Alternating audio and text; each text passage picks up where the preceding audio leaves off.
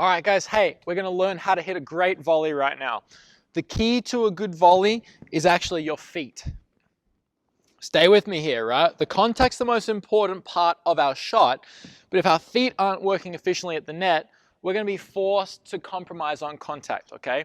So the best drill I can try and help you with this is to actually practice someone throwing the ball to you or tossing a ball to you and you reacting to the ball, okay? I'm going to help you with your footwork in a sec, but if you're able to react, the first thing with your feet means you're going to get close to the ball and be able to catch that ball no matter what, all right? So your hand is actually close to your head, okay? If you can get that started where your elbow is close to you versus far away, you're going to have great success, okay? So movement to the ball is going to help you hit a better ball as we progress.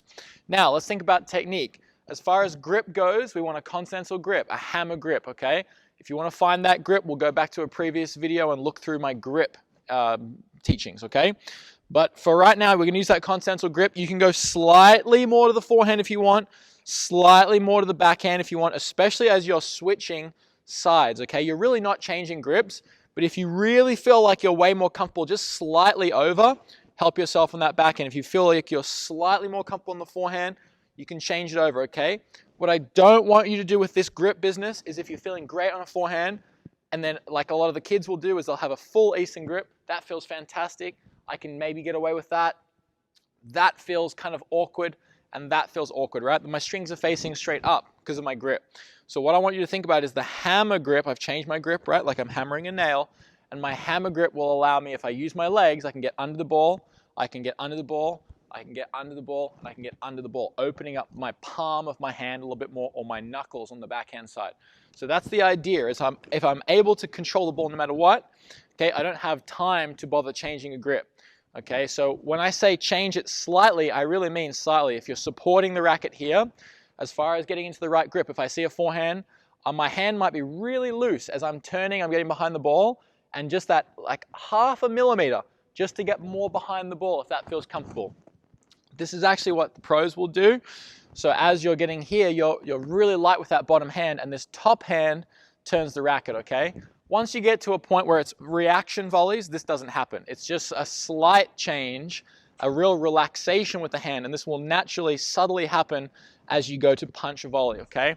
Don't worry about those subtle changes too much. Just basically try and have that hammer grip, where now even with this grip, right, I feel good, I'm loose, but as I go to hit, I can squeeze, and I can kind of control every ball, all right? No matter what, I've got everything covered, okay? So that one grip does all the work at the net. Now, let's think about how to prepare. The first thing we've got to think about is our legs, I said, right? So we're trying to get a good contact point, but it starts with our legs. If I get lucky and the ball comes straight to me, all I might have to do is pivot, okay? I might pivot my feet, and as I hit, I'm actually stepping into the ball. Okay, what that step does is take the pressure off my racket to be forced to swing, where now my strings are facing all over the place. It could go in the bottom of the net, it could go up to the sky, okay?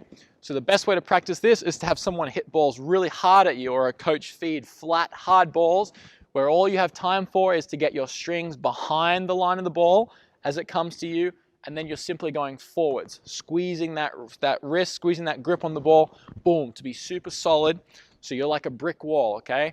The brick wall, the ball simply comes right back, right? It's not moving, but as I hit, it comes right back to me, okay? It didn't move, it was just solid. That's what you want to be like at the net. So now as you're here, you watch how low I've gotten, okay? I'm very, very low, so no matter where I am, I'm trying to get low, especially as I'm coming in to the net right off of maybe a first volley.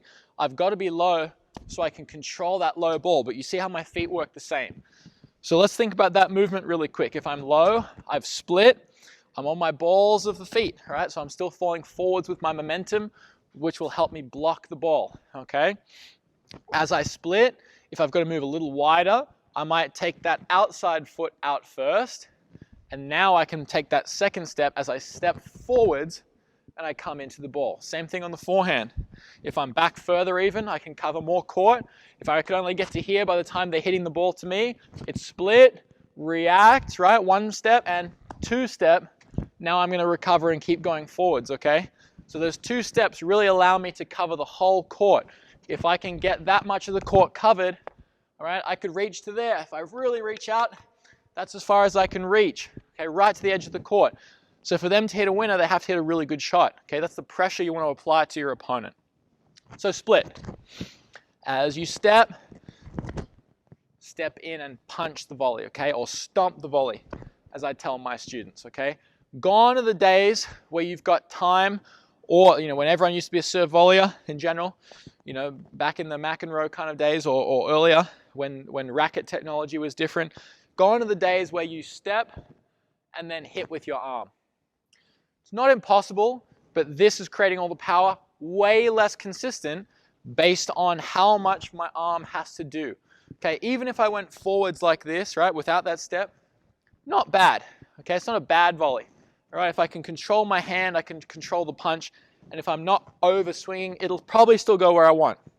But why this is so much better all of a sudden is now because if I want to be more forceful, I can still do that, but my body is actually going to give me the power and the control. So I can add to that level of a swing, right? You might have heard if your coach is telling you to step out, step down and hit a volley or punch a volley, it's okay. It might work for you in a coaching situation, but you got to think about it. In a game, you're going to be really reactive. You're going to be really quick to move.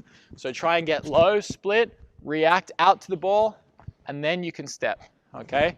So there's that real footwork that's applied, getting your strings behind that ball, and now punching forwards to your target. Last thing on volleys. This is a general overview as how to hit the ball. Preparation, hands out. This is not a comfortable position. If I stay here long enough, I'm gonna get really tired in my legs, okay? So I actually have a broken knee from snowboarding right now. I broke my kneecap into 4 pieces. If I can do this, so can you, okay? You're sitting into a chair, all right, an invisible chair on the court, okay? The weight's kind of back right now in my heels a little bit if I went off my toes. That's the feeling, okay? My weight is back, all right? But as I go to hit, my weight shifts forward and I move in, okay? So that low starting position here is really, really important. Helps me recover from any low balls versus doing this, okay? Imagining I had a bucket of water on my head, now it's tipping out. Now my legs are doing the work. That bucket of water in my head is much more stable, okay? So I'm really ready, my hands are out. Why are my hands out so awkwardly far? This feels way more comfortable. Why not hit here? Well, because when the balls hit you, especially once they get fast, this means all of a sudden now as I go to hit the ball, my racket's got to get behind the line of the ball, and hey, look where I'm contacting. Far behind me, where do you think it's going to go, okay?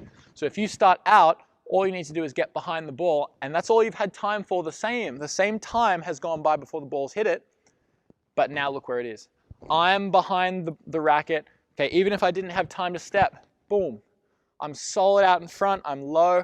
So as if you were pushing a heavy object, pushing that object forwards, your body weight is behind the ball, you'll be way more consistent. Practice that awkward feeling ready position to be able to step into the ball, stay low, control it, and close at the net. You'll have great success. Final thing, if you finish up super close, now you got to think about the lob. So that recovery step pushes you back and gets you ready for the next one. I'll do one from further back just so you can see my feet. As I split, I'm stepping in, but then I'm pushing back. So when I coach a lot of players with this, I actually ask them, how tired are you and what do you think the most physically demanding shot or drill we do is? And really the correct answer I'm looking for is volleys, because if you stay low, whew, I gotta take a breath, because even if you see me doing this position, it's tiring, it's exhausting. So the toughest thing for me, especially on clay, when I was training in South America a lot, the idea is you're moving in, you're backing up, split. You're moving in, you're backing up. So this is what a good volleyer looks like. Right? If you've got the luxury of that little bit of time for that footwork, keep focusing on that. It'll make the volley way, way more solid. If you don't have time, maybe you just got to start reacting, okay? We're getting the balls back. Now maybe where there's all 4 of us at the net in doubles, boom, boom, boom, fast reaction stuff, that's much more reactive. That's much more hands, and just be ready to do the best you can. But with that footwork and that time, split, always splitting and then reacting, so your hands are out, okay? Boom, you're there to be prepared.